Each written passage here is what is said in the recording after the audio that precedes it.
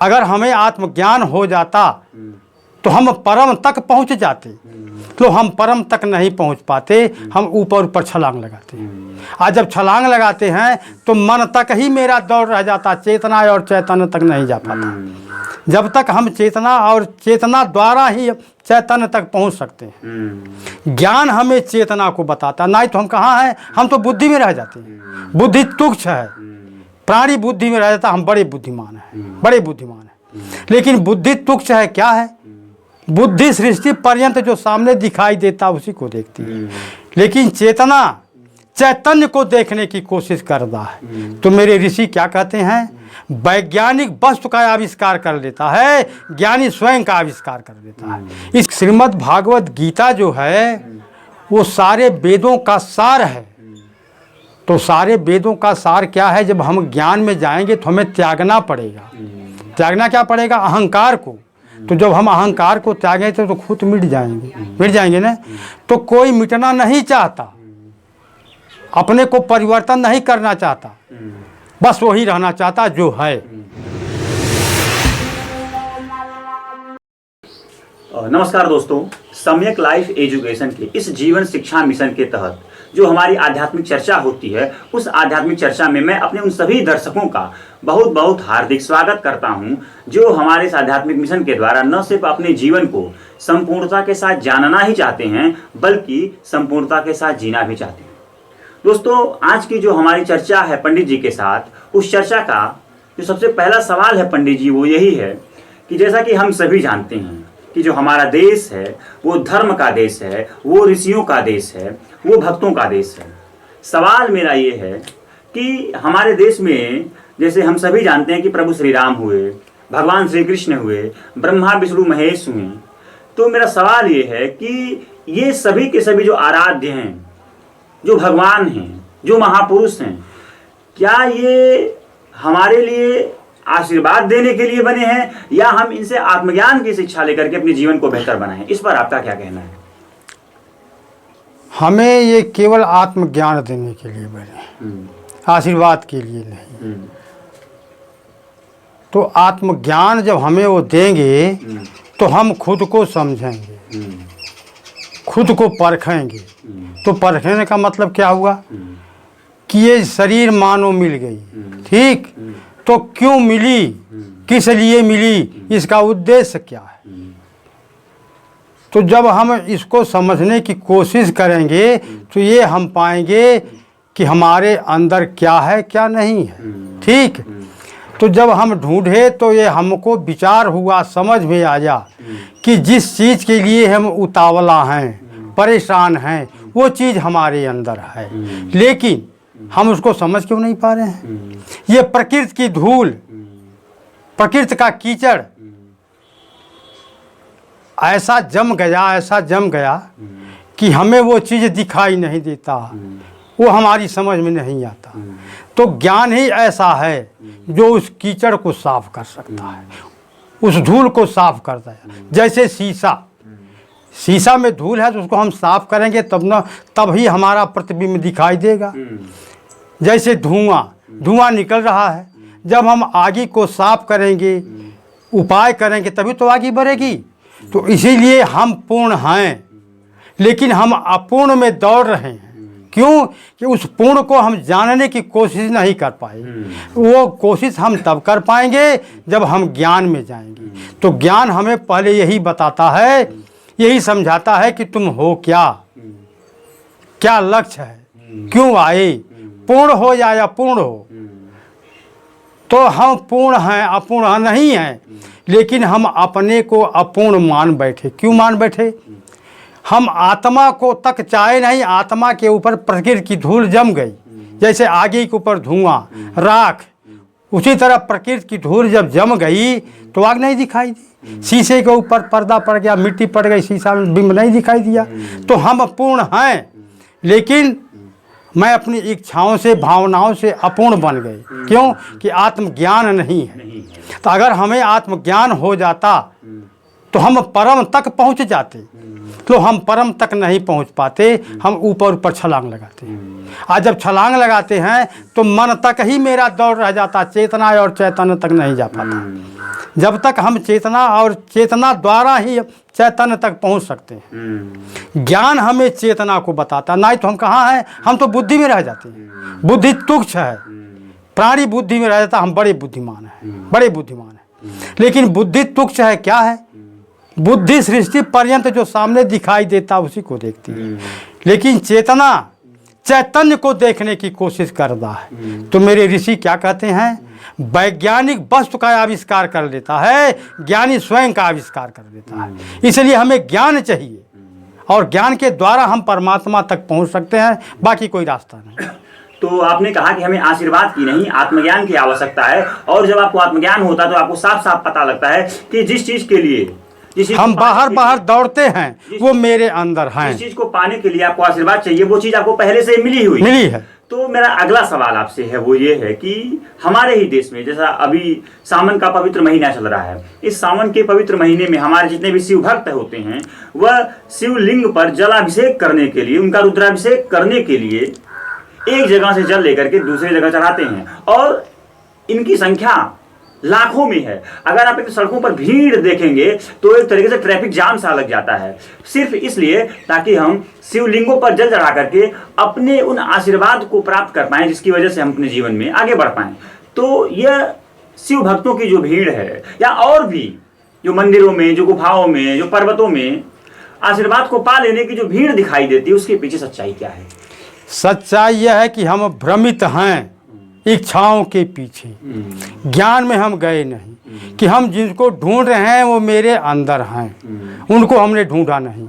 हम मूर्ति में ढूंढते हैं, पत्थर में ढूंढते हैं, वो हमारे अंदर हैं। तो ये काम केवल ज्ञान से होगा। तो हम तो भ्रमित हैं, बुद्धि में, चेतना और चैतन्य में जाते नहीं, बस यही कारण है। हम इच्छा के भूत हो गए। तो आपने कहा कि इच्छाओं के वशीभूत हो गए। हाँ। हम जगह जगह आशीर्वाद के पीछे भागते हैं, इस मंदिर में, इस मस्जिद में, या फिर इस गुफाओं में, इस गुरुद्वारों में, या फिर हम तरह तरह के जो आयोजन करते हैं, तरह तरह के जो विधियां करते हैं, जो तंत्र मंत्र और जंत्र की साधना करते हैं, तमाम तरह के जो आयोजन करते हैं, उसके पीछे सच्चाई यही होती है, कहानी यही होती है, इच्छा यही होती है कि हमारी मनोकामना पूरी हो जाए। तो मेन कारण है, जैसे हमारे देश में या दुनिया में वैज्ञानिकों द्वारा खोज करके हवाई जहाज बना दिया गया, तो उसी तरह संघर्ष में हम प्रभु को भी खोजना चाहते हैं, शंकर को खोजना चाहते हैं, सारे देवता को खोजना है। ये हमें केवल समर्पण और ज्ञान से मिलेंगे। हम तो पूर्ण हैं, लेकिन हम खोजना नहीं चाहते कि हम पूर्ण हैं या अपूर्ण हैं। क्यों? हम मोह और माया में भ्रमित हैं, यही भ्रम ही हमें परेशान कर रहा है। तो हम इस मंदिर उस मंदिर जल लेके दौड़ते हैं। नहीं, इस मंदिर उस मंदिर, या इस गुफा, उस पर्वत, उस गिरजाघर, चिड़िया गुरुद्वारा हम जाते इसलिए हैं ताकि हमारी मनोकामना जो है वो होना पूरी हो जाए, यानी कि हमें आशीर्वाद मिल जाए। तो मैं आपसे आशीर्वाद जो विषय है इस पर कुछ चर्चा करना चाहता हूँ कि आशीर्वाद को पा लेने की जो इच्छा है उसके केंद्र में क्या है? क्यों हम चाहते हैं कि हमें आशीर्वाद मिल जाए? उसके केंद्र में अहम बैठा है, अहंकार बैठा है। तो अहंकार कभी पूरा होता नहीं, वो हमेशा कहता है लाओ लाओ लाओ। वो इतना बड़ा गड्ढा है, वह कभी पूरा हुआ नहीं।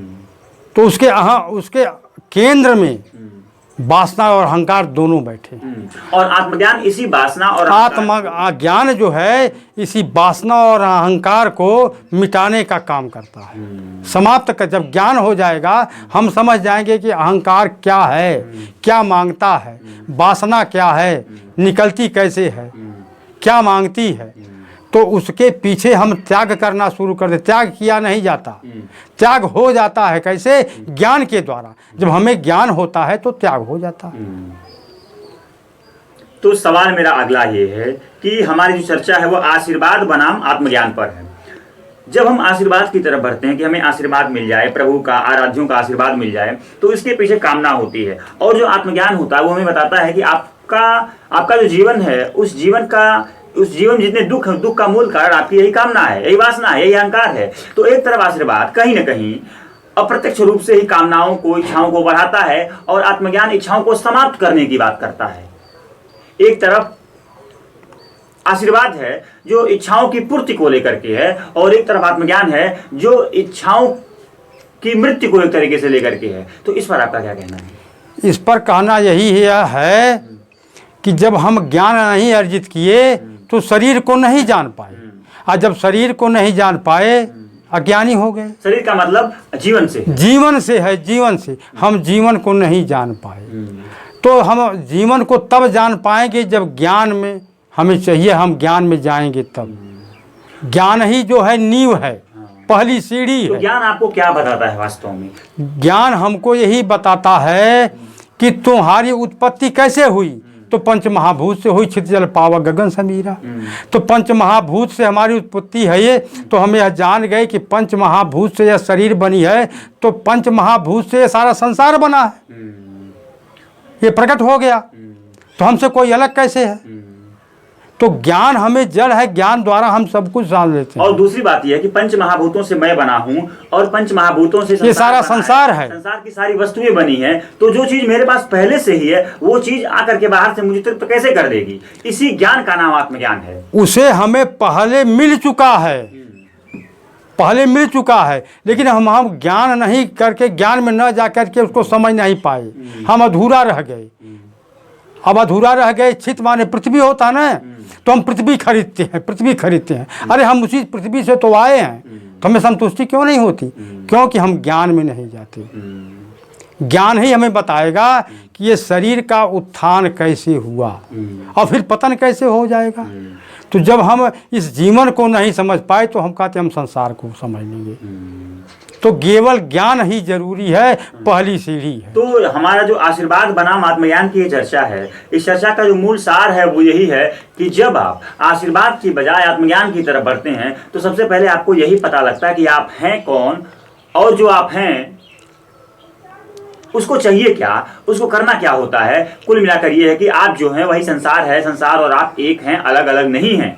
और दूसरी बात ये है कि जब संसार आपके ही भीतर समाया हुआ है तो आपको संसार के पीछे भागने की जरूरत नहीं है, आपको भागने की सिर्फ जरूरत नहीं है बल्कि उस जानने की जरूरत है। और यही भागने से कुछ नहीं होगा, हम दौड़ते दौड़ते रह जाएंगे मृगा की तरफ। जैसे रेगिस्तान दिखाई देता है, चमकता है, तो कहता पानी मिल जाएगा, तो दौड़ के जाता है, कहता वो नहीं है, फिर आके बैठता, कहता अच्छा आपकी गलती नहीं करेंगे, फिर देखता, फिर दौड़ता है। तो यही हालत होती है किसकी? अज्ञानी की। और ज्ञानी ज्ञान द्वारा वो समझ लेता है कि इस पृथ्वी पर कुछ है नहीं, जो कुछ है हमारे अंदर है। तो हम सब कुछ पा लिए हैं, हमें तृप्ति है, हम भागेंगे नहीं। वही हालत है तृषा, तिसड़ा, तिसरा माने तृषा, तिसरा माने प्यास। हम हमेशा प्यासे हैं, और इसी पंच महाभौतिक के लिए, पंचभूतों के लिए हम प्यासे हैं। अरे जमीन चाहिए, घर बनवाना है, ये कर, ये सारी बस तो इस पृथ्वी से निकली, कोई आसमान से नहीं टपकी है, और उसी से हम भी निकल गए।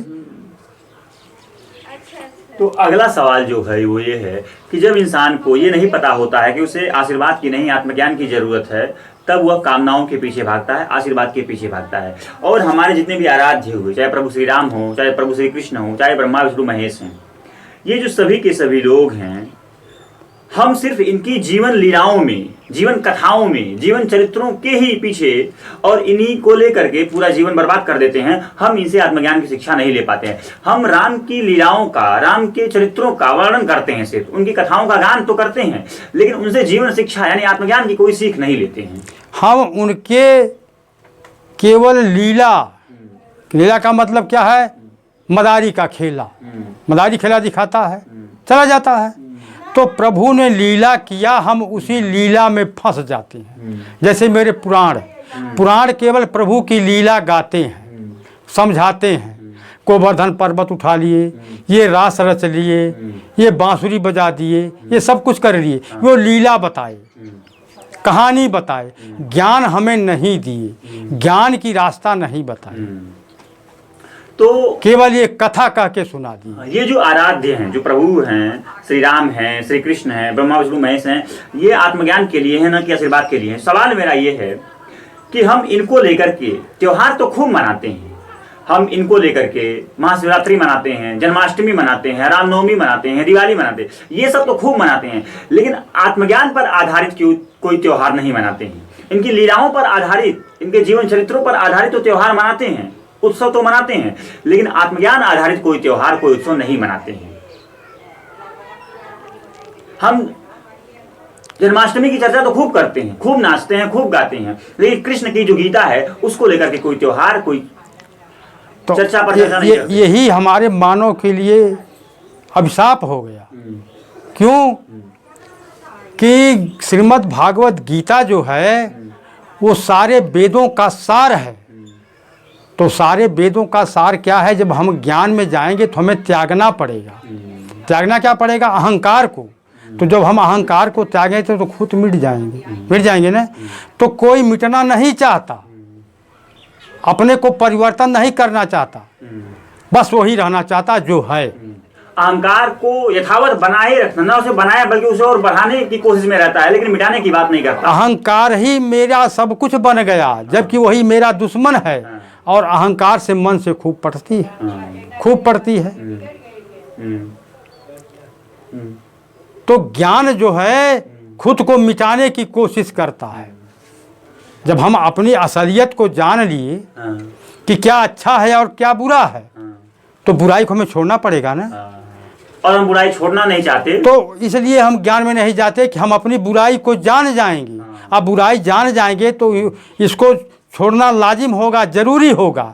तो जब जरूरी होगा तो ये शरीर मुझसे भूलने लगेगी, हटने लगेगी, हम इससे हटने लगेंगे। इसलिए हम ज्ञान में नहीं जाना चाहते। तो कहने का मतलब है ये जो त्योहार हैं, जो लीलाओं पर, जो जीवन चरित्रों पर आधारित त्योहार हैं, जो उत्सव हैं, ये हमारे भीतर के अहंकार को, अज्ञान को यथावत बनाए रखते हैं। लेकिन जो आत्मज्ञान आधारित उत्सव होता है वह हमारे अहंकार को ही खत्म करने की बात करता है। इसीलिए हम आत्मज्ञान आधारित चर्चा, परिचर्चा, सत्संगों में शरीक न होकर के इनके महोत्सवों में खूब शरीक होते हैं। तो कुल मिलाकर के जो आज की चर्चा है, उस चर्चा का जो निष्कर्ष अंतिम यही है कि हमें आशीर्वाद की कम, आत्मज्ञान की ज्यादा जरूरत है।